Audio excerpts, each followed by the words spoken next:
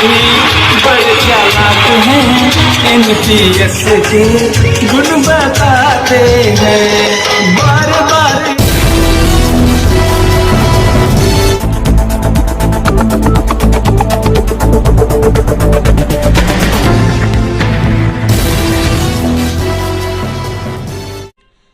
नमस्कार, आप देख रहे हैं इंडिया न्यूज 24 टीवी न्यूज और मैं हूं आपके साथ भावना। चलिए रुक करते हैं खबरों की ओर। दिल्ली के रामलीला मैदान में रविवार 1 अक्टूबर को पुरानी पेंशन स्कीम की मांग को लेकर लगभग 20 से अधिक राज्यों के सरकारी कर्मचारी लाखों की संख्या में एकत्रित हुए हैं। इस समय देश के 5 राज्यों में पुरानी पेंशन स्कीम लागू है, जिसमें कांग्रेस शासित राजस्थान, छत्तीसगढ़ व हिमाचल और महागठबंधन सरकार झारखंड शामिल है। वहीं 2022 में पंजाब में भी OPS लागू है। कांग्रेस पार्टी भी इसे वापस लाने की मांग कर रही है। इसी कड़ी में कांग्रेस के सांसद दीपेंद्र सिंह हुड्डा ने कर्मचारियों के इस आंदोलन को अपना समर्थन दिया है। बड़े चालाक हैं, NPS के गुण बताते हैं बार बार ऐसे जो झूठ बोलेंगे, बार बार ऐसे जो झूठ बोलेंगे, हम जो अड़ जाए तो वोट ना देंगे। आज माहौल क्या है?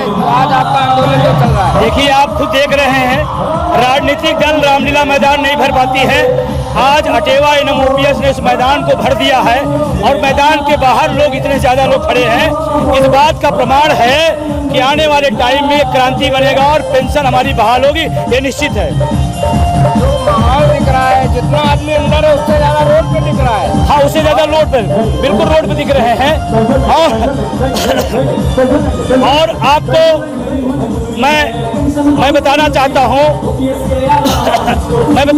हूँ कि आज पूरे हिंदुस्तान से, कन्याकुमारी से कश्मीर तक ये हिंदुस्तान यहाँ आया है और कोई ठेले पे नहीं आया, ठेकेदारी पे नहीं आया, अपने गाड़ियों से, अपने साधनों पर पैसा लगा के आया है।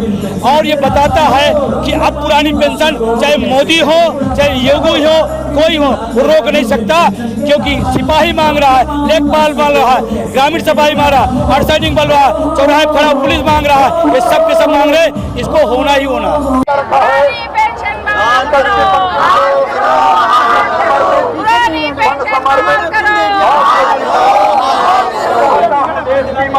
कौन लोग पुरानी पेंशन वाले भी आए और उनका तन मन धन से साथ दे रहे हैं, क्योंकि उनके साथ अन्याय हो रहा है। हम नहीं चाहेंगे हमारे भाइयों के साथ अन्याय हो, आने वाली पीढ़ी के साथ अन्याय हो, और किसी के साथ अन्याय नहीं होना चाहिए। और आगे आने वाले चुनाव में फिर इसका उनको अगर कुछ हुआ तो असर दिखाई देगा।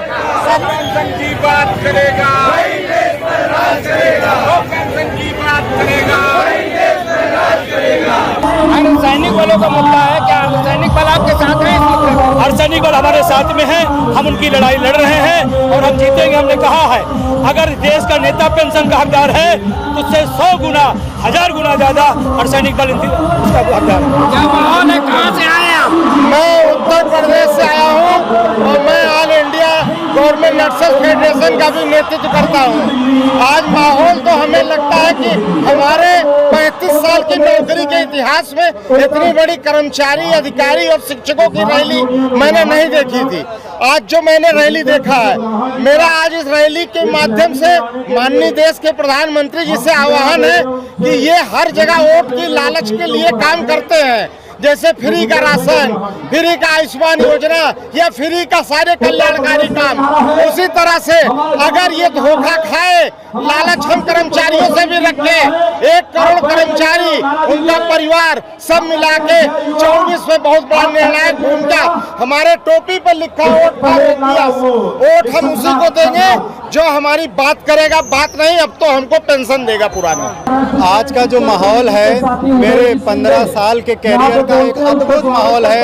ये वही शिक्षक और कर्मचारी है जिसने कोरोना में सबसे ज्यादा देश के लोगों की सेवा की और अपनी जान की बाजी लगा करके इस देश के आम आदमी की उसने रक्षा की है।